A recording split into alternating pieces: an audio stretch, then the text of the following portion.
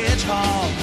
Sonic, he can really move. Sonic, he's got an attitude. Sonic, he's the fastest thing alive.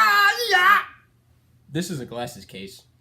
I don't know why I'm playing a game with a glasses case.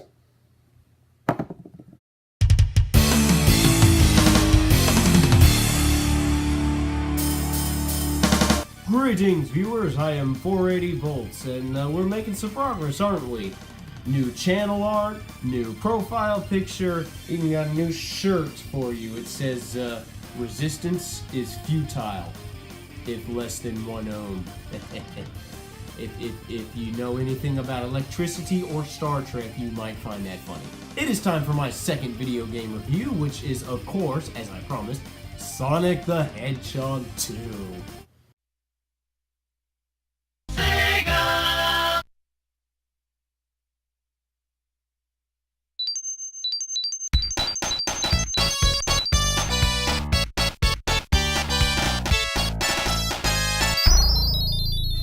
Oh, where to even begin with this gem of a game? Well, Sonic the Hedgehog 2 pretty much took everything that Sonic the Hedgehog 1 brought to the table and made it a whole lot better. The game was released in 1992, a year after its predecessor, on the Sega Genesis, and featured the same rolling momentum physics of the first game. Sonic has a new move this time around, a spin dash, where you hold down the jump and down button, and Sonic will curl into a ball and charge up, and then when you let loose on the button, he'll tear across the screen in ball form, which will allow him to take out any enemies in his path. It's also a handy way of picking up an instant boost of speed. The story this time around is that Dr. Robotnik has done something, taken more woodland creatures and used them to power his robots to take over the world again.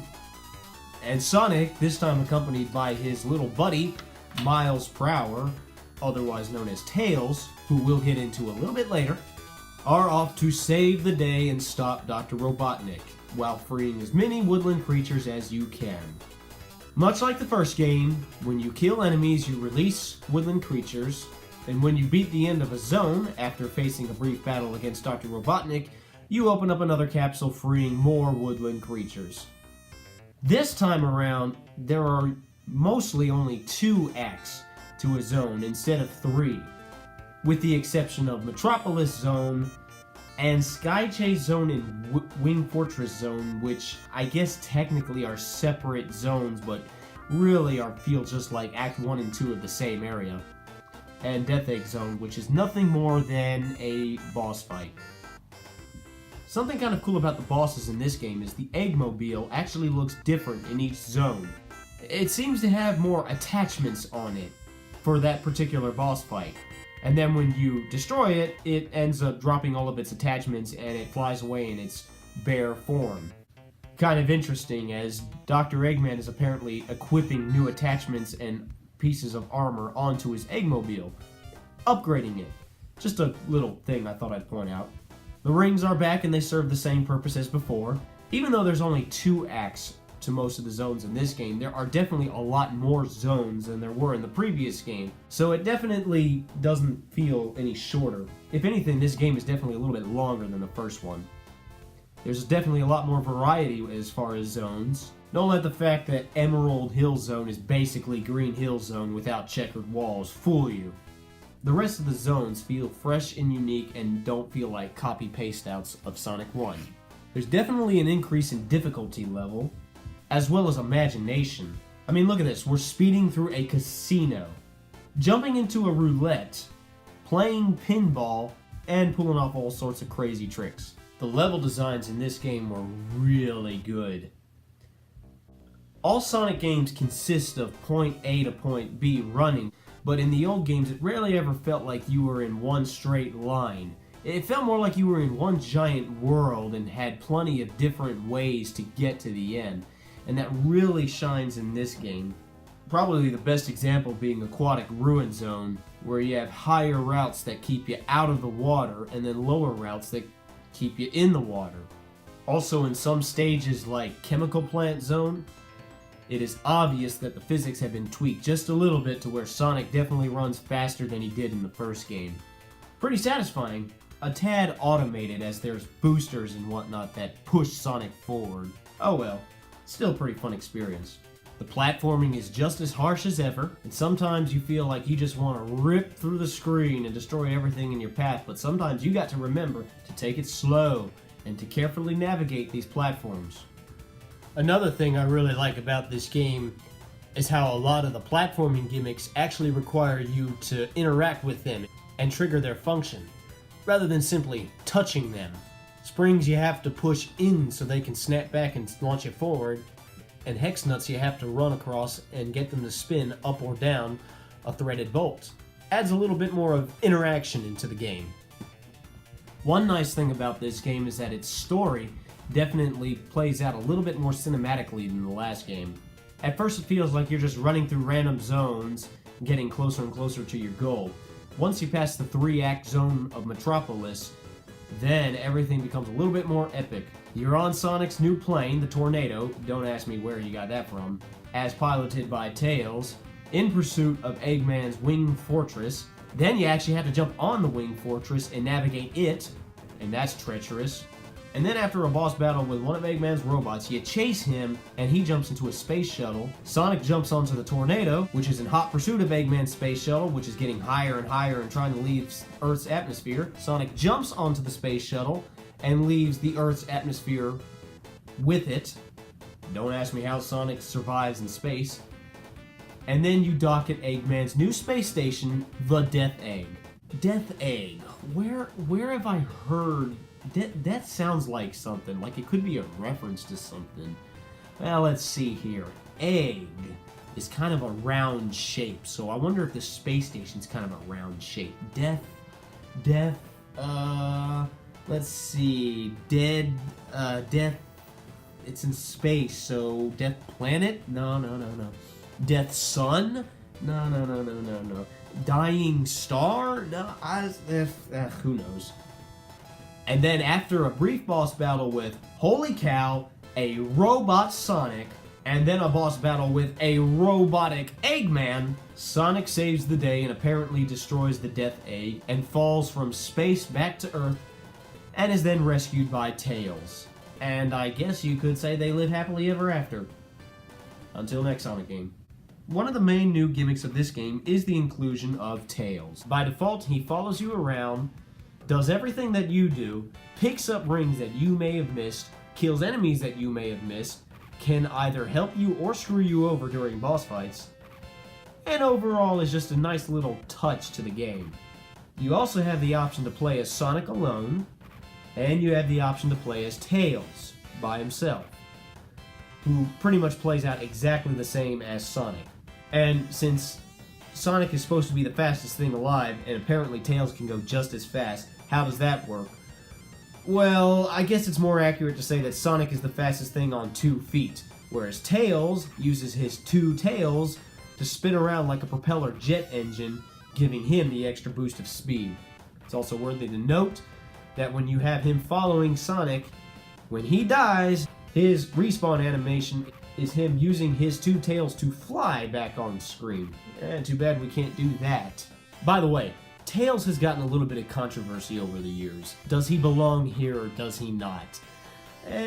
Some people say they like Tails, some people say they don't like Tails. Me personally, I have no problem with Tails most of the time. I think he's a nice touch to the game. Remember, my first introduction to Sonic was The Adventures of Sonic the Hedgehog, in which Tails was tagging along as Sonic's sidekick. Then there was Sonic Saturday AM, in which he wasn't Sonic's sidekick, but he was still there on the side. To me, Tails belongs in Sonic the Hedgehog. 480 approves and encourages the use of Tails. Except for one area in this game, and everybody knows what I'm talking about. The special stages. Special stages are handled quite a bit differently in this game. No more do you collect 50 rings or more and then jump into a giant ring at the end of an act. Instead, When you collect 50 or more rings and reach a checkpoint, a halo of stars will appear above the checkpoint, and you have a brief moment to jump into that halo of stars. Then you'll be able to do the special stage, which consists of running down a linear half pipe filled with all sorts of rings. Collect a certain number of rings in 3 different phases, and you will be rewarded with the Chaos Emerald, of which there are 7 now instead of 6. Collecting all 7 will allow Sonic to transform into Super Sonic. Collect 50 or more rings, then jump, and Sonic will instantly transform into Super Sonic, where he's invincible and a whole lot faster. Sometimes this is really fun to just let loose like this and tear across the screen and obliterate everything in your path, and other times it's a pain to get him to navigate precision platforming when you're going this fast. You might note that I am only showing footage of Super Sonic by himself without Tails following him. I don't actually have any footage of Super Sonic with Tails following him because it's almost impossible to get Super Sonic when you have Tails following you. See, in the special stages, Sonic has a ring counter and Tails has a ring counter. Both of these add together for your grand total of rings, and Tails can collect rings that you may have missed. But there are these bombs in the special stages that if you hit, you will lose some rings. This can hurt your chances of reaching your expected quota of rings and thus failing to get the Chaos Emerald. Most of the time it's pretty easy to avoid these bombs, but when you have Tails following you, sometimes you'll move out of the way of a bomb, but Tails won't quite get out of the way fast enough, and he'll get hit, and some rings will be taken from his counter, which will deduct from your main counter, which will lose that many more rings and make it that much harder for you to get the Chaos Emerald. And since these special stages get really hard as they progress, it gets to the point where it's almost impossible to get the Chaos Emerald because of Tails. See, look at that. Look how many rings I lost just because Tails kept running into bombs. You would think that the developers would have spotted this problem and made it a little bit easier. Like, oh, I don't know, decrease the amount of rings you're supposed to collect when you're playing with Tails following you. But no, they did the opposite. When you're playing with Tails following you, it expects you to collect more rings than if you were playing as Sonic by himself. They actually made it harder and then demanded more from you. Also, if you play the game as Tails by himself and collect all the Chaos Emeralds, you don't get anything. No Super Tails, no special ending, nothing. All in all, Tails is just bad all the way around when it comes to the special stages. The graphics in this game are just as good as the original, if not better. Certain stages like Casino Night Zone and Chemical Plant Zone really shine, with buildings in the background and neon signs in the background. And Metropolis Zone really does look like a mechanical factory. Also, Sonic's color was changed slightly.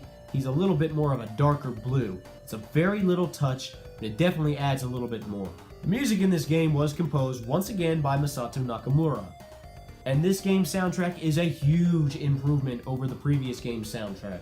Some of these tracks definitely sound more dark and sinister, and some of them sound more funky and upbeat, and overall it just feels like it has more feeling than Sonic 1's soundtrack.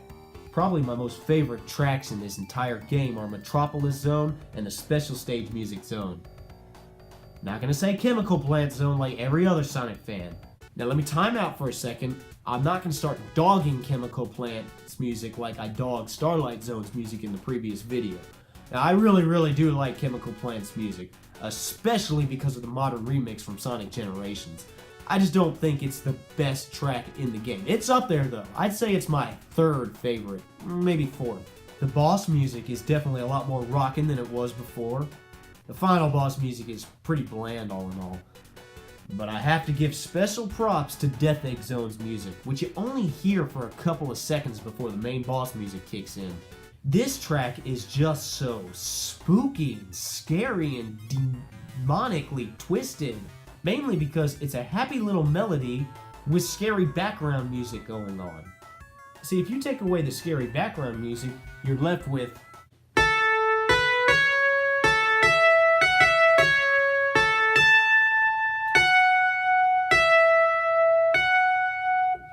but adding the scary background music to a happy melody just makes it sound really freaking twisted. I can't believe how scary this music is. This type of music would probably give me nightmares if I listened to it long enough. Yeah, major props to the soundtrack in this game. And I'm glad that they reused the main theme again, because that track's awesome. When it comes to what most people would consider to be the best Sonic game ever made, at least on the Genesis, about half the people out there will say the best Sonic game on the Genesis was Sonic 3 and Knuckles. The other half would say it was Sonic 2. I'm more on the Sonic 3 and Knuckles bandwagon, but Sonic 2 is really close. This game improves so much on Sonic 1, as any good sequel should. It's a very enjoyable experience, and I can easily say that I love this game. Now, I'm going to break away from Sonic for a minute. At some point, I will do a review of Sonic CD, and then eventually we'll work our way to Sonic 3 and Knuckles. For now, there's a few other games that I want to talk about besides Sonic. So hopefully stay tuned for that, and until next time, see ya!